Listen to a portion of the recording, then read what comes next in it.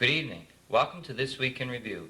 Tonight's stories include interview with Dave Gilbert, interview with Trevor Dollimount, student placement worker, interview with this guy, Western update, how work is progressing, more, so please stay tuned.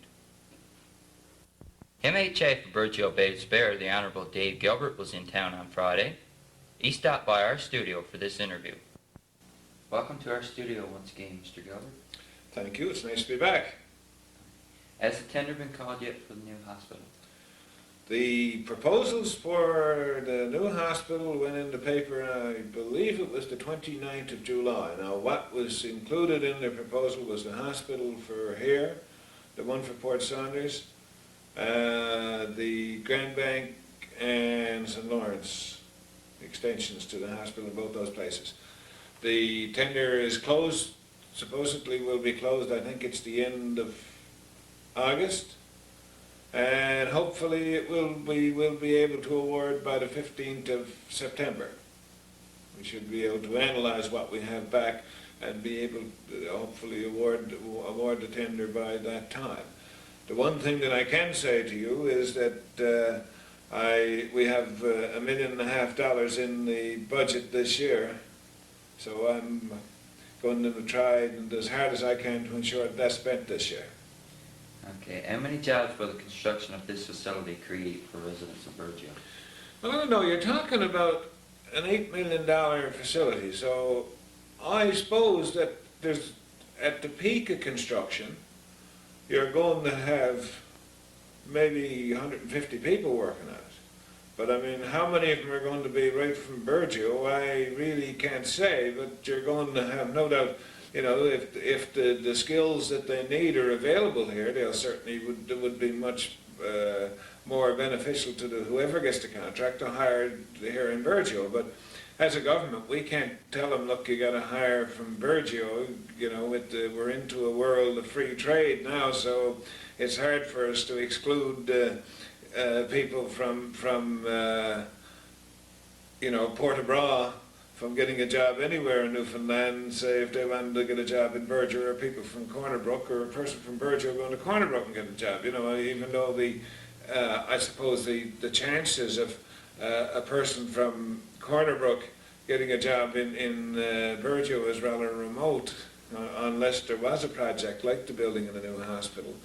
But we will certainly you know, I will be watching it as the MHA for the district rather than as a member of government, that whoever gets the contract, I will be soliciting him to ensure that he does whatever is possible to hire people from Burgeo. But of course the government policy, we can't say in the contract that you have to hire people from Burgeo, but no doubt there will be people from Burgeo working. I mean, I'll be very disappointed if there's not.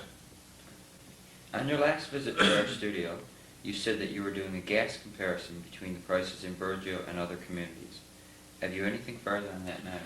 Well, the last time I was here, what I said is that the town council had written and were concerned about the price of gas in Burgeo as compared to other places. Now, I had done the comparison myself, and there was certainly a difference in the price that was charged at the pumps in Burgeo, say, to other places in the province. So what I did was I turned it over to the Department of Consumer Affairs, and I haven't heard anything back from them yet, but I would imagine that they are doing their investigation and talking to the gas companies concerned, and hopefully they will be making something public on it once they complete their investigation. You said on your last visit that tender for the paving of the section of road that Western is upgrading would probably be called in November so that it would be completed before the summer. Tender that Lundergan's have paving on the Burgeo Road for this year was awarded in May, but work has not yet begun. When is there a deadline that work has to be completed? The deadline, I suppose, is dictated by the weather in Newfoundland, but it certainly has to be completed within this construction season. Now, again, we call our tenders early with the idea that, that we give the contractors lots of time to ensure that the pavement is put down while the weather is good for doing it. Now, normally, as I understand it, that the construction companies that are into road reconstruction as well as paving, they try and do all their reconstruction work early in the season, and then once they set up their plans for paving, they do all the paving contracts that they have towards the end of the season, once they get everything up. I asked about it when the Lunderkins received the contract for the paving here and the 10 kilometres near to Burgeo, and I was given the understanding then that it would be done in early August, but it's early August, and I drove over the road yesterday, and I didn't see any signs of any paving, and but I understand now that they say it's going to be towards the end of the month, and they will be doing it. And that would give them the month of September to finish it. Now, as to for next year, as you know, we're driving over the road, the contract for the upgrading company is coming along very well, and I'm very pleased to see the work that Western are doing in the upgrading of the Burgeo Road.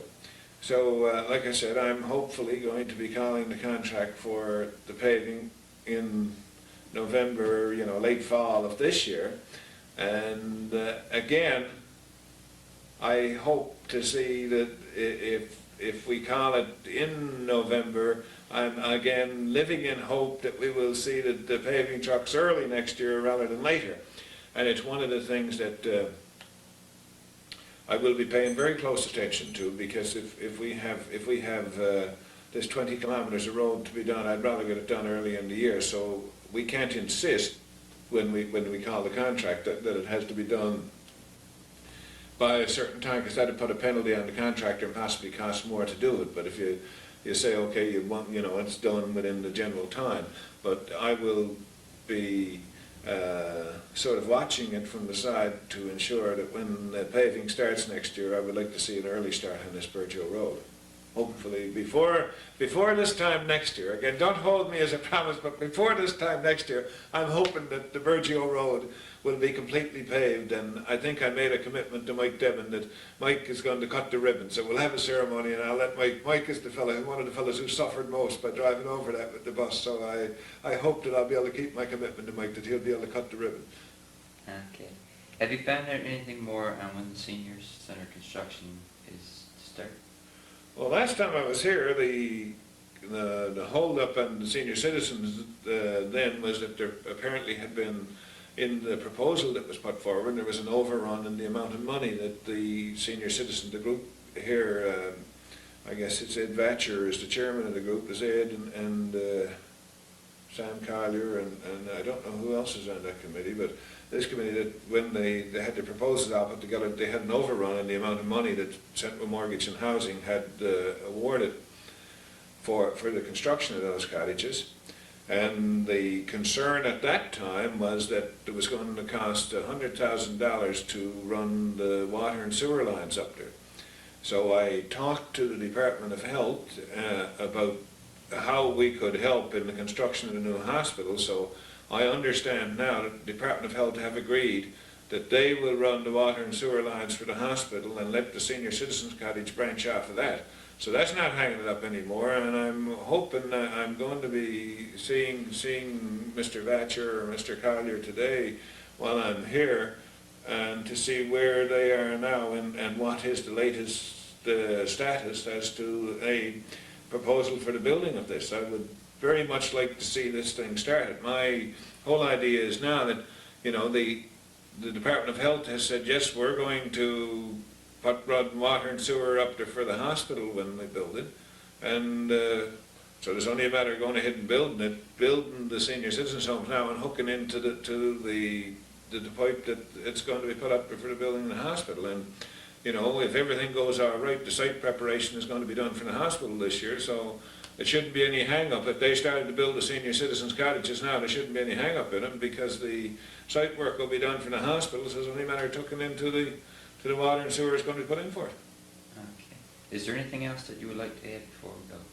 No, definitely. I'm just glad to be back in Burgeo again, and you know, I suppose right now that the students are going to be going back to school in pretty soon, and some of them will be starting off for the first time in post-secondary education now in September.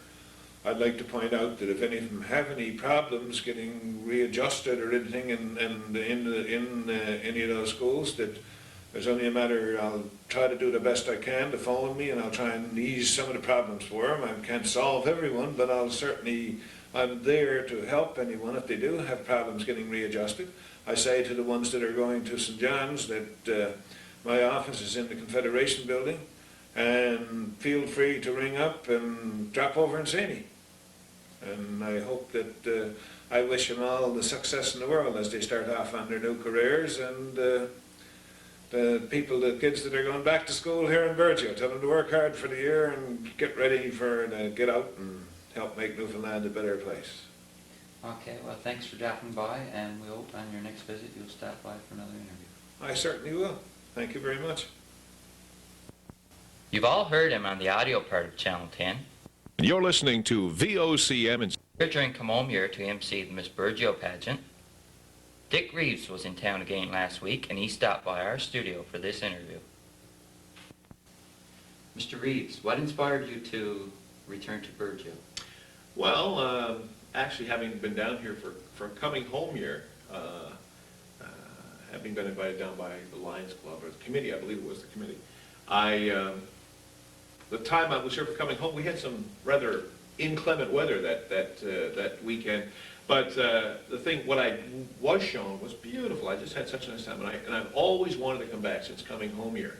And I have over the last year and a half, 2 years, tried to get down here, but time factors just didn't allow. So when I saw that I was going to be staying on the island this year, I said, that's it. There's no way I'm not going back to Burgeo. I really enjoy the community and the area. The people are second to none. They're the hospitality and the friendliness and the generosity of the people is just overwhelming. They're wonderful. Really enjoy it, that's why. I understand you had a busy schedule. What exactly did you do on your visit? Well, actually, it wasn't so much a schedule as it was just a lot of activity. You know, we went over to Sandy Banks Park, of course, like everybody does, I guess, who comes here. But, you know, and we were out with, we were staying with the Ingrams, Gordon and Sheila and Ryan and Carrie Lynn. And I say we, my daughter Sarah is with me. She's 14, and she and I were just busy traveling around the community, doing a little fishing, and got out with a young man and did some clam digging, and you know, things that you'd like to do, I guess. But I suppose you folks just say, well, we do it every day or whatever. You get tired of it. It's just things we enjoy. My daughter has never done anything like that. So did your daughter enjoy your visit as much as you did? Oh yeah, she had a great time, and she made friends quickly with the Ingram children and with other young people she met, and yeah, she had a great time. Loves it. We'll be back again, you know. Okay, that was my next question. Did you figure you would? Oh yeah. Well, you know, I want to try and make this an annual kind of a thing where you know, we get down this way at least, you know, for a weekend even, because we travel to Corner Brook quite a bit. And it's only another couple of hours beyond, so it's not a big deal, but it's a great trip. Always nice to get back and see people you like and friends, and get to meet more, actually. We hear you almost every day on our local community channel. What areas of Newfoundland does VOCM cover? Well, the VOCM St. John's, 590 VOCM, itself, as a singular station, covers an area, the entire Avalon Peninsula, and you can pick it up as far west. I was picking it up in Gander, still pretty good, although it starts to fade, you know, just west of Terra Nova, on your car radio. I wouldn't know about home radio. But VOCM itself, as you people know, is accessible through anyone, or for anyone, who has a satellite receiver, a dish, or whatever, who happens to be targeting the Anik D1 satellite. We have a transponder on the Anik satellite that allows the signal of VOCM to be heard anywhere in North America, from St. John's to the high Arctic to Texas.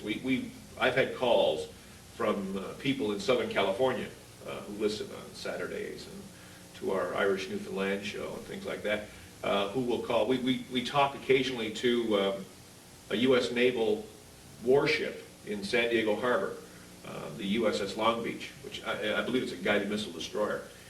And there's a gentleman on there, apparently, one of the officers, executive officer, I believe, who was in Argentia. And when he found out that VOCM was on satellite, he tried to get his ship's tuner to monitor it. So, you know, we have quite a signal. It goes just about everywhere. It seems like you really get into your work, so I take it that you enjoy it? I find broadcasting, I do. I love it because I like people. I enjoy people very much. I like being with all types of people. I've met any kind of person that exists. I'm sure I've met them all. You know, but that's why I'm in it. It's fun. It's you know, and it gives me a chance to come down and meet people like yourself and the people of Burgeo and the area, and to experience life firsthand every day with people close up. You know. Okay, Mr. Reeves, is there anything else you'd like to say to the people of Burgeo before we go? Well, other than I thank you for your hospitality. I'm sorry this isn't, you know, I didn't have more time to get to meet more of you. I hope that in our next trip that we will. And to all of you who I did meet, I want to thank you for your hospitality and your generosity and your kindness. And I want to thank I want to thank Sam at the fish plant for that great tour. Sam, unbelievable! You got to do it for a living. You know, good job. And to the folks who work at Sea Freeze, again, thank you. It was a pleasure meeting you. And to my mother, who may be watching this, Mom, now you know where I am. I'm in Newfoundland. I don't know. I didn't have I never could tell her that I flunked out of law school. She thought I was a lawyer somewhere. And no, Mom, I'm working in radio in Newfoundland. So sorry, have to have you find out this way. Thanks. Okay, Mr. Reeves, thanks for talking to us. I had an interview with Trevor Dollimount, student placement worker, to find out how the students did with summer employment this year. Okay. Trevor, how many students were placed in Burgeo through the Challenge 91 projects? 38 students were placed in summer employment. These are the jobs that last between 6 and 8 weeks. How many students were placed outside of the Challenge 91 projects? 144. This is not 144 students, of course. It's for every individual job that they did. Probably someone could have did 5 or 6. It's just the odd job, what we call the odd job squad, actually. Whenever someone gets lawn mowed or gets some painting done, or when they're working their funds off for TV bingo, it's all a separate job order, so it's 144 altogether. How many students do you have registered for summer employment? 127. 26 of these are not top priority.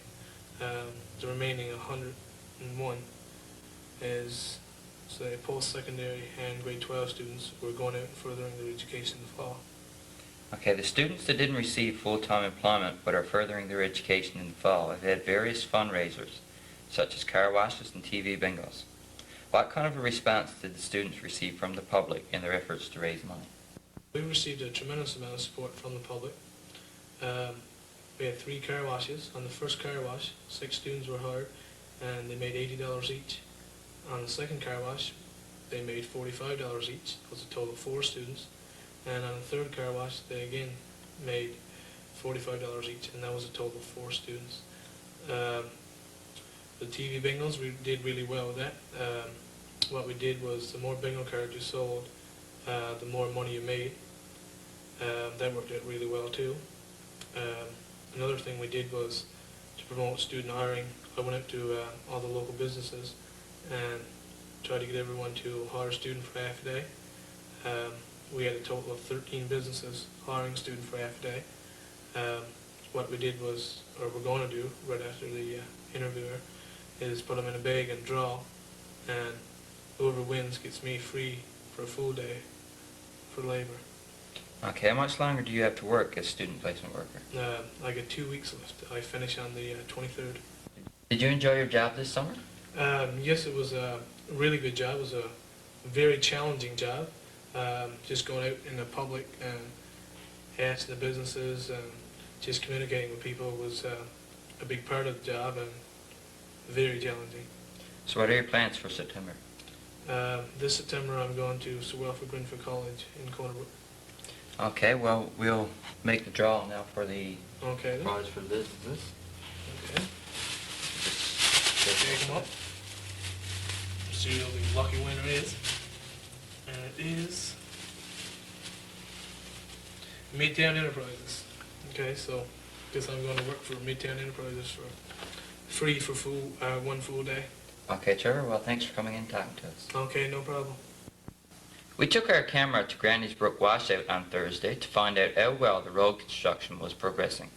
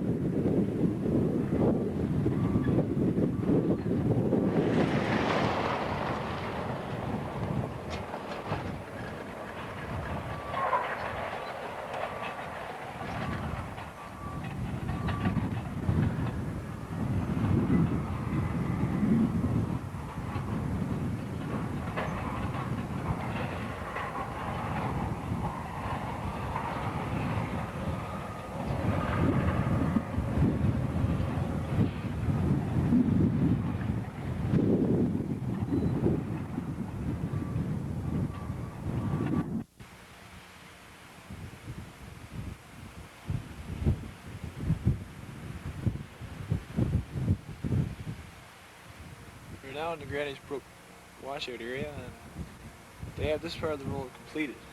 Right now they're merely smoothing out the road with big rollers.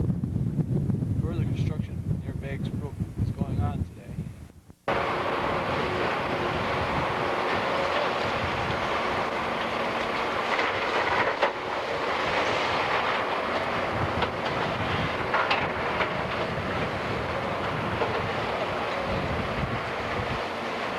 We're now in the loading area for Rister. As you can see, things are quite busy.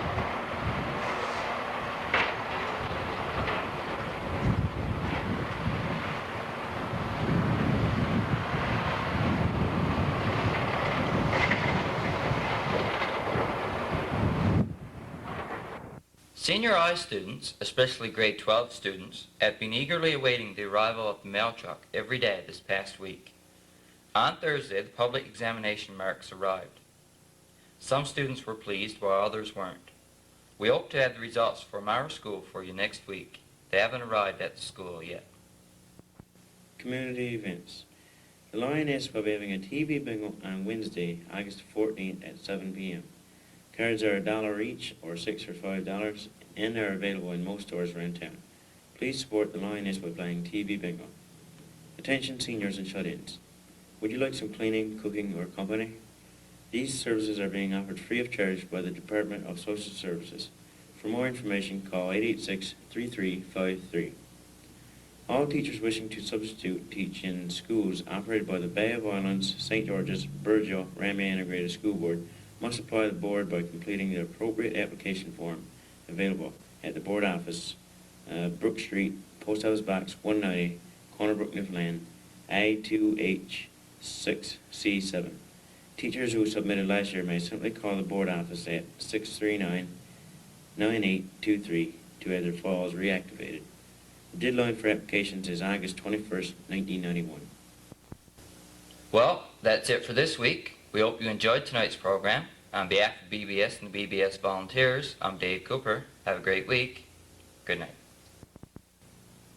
night.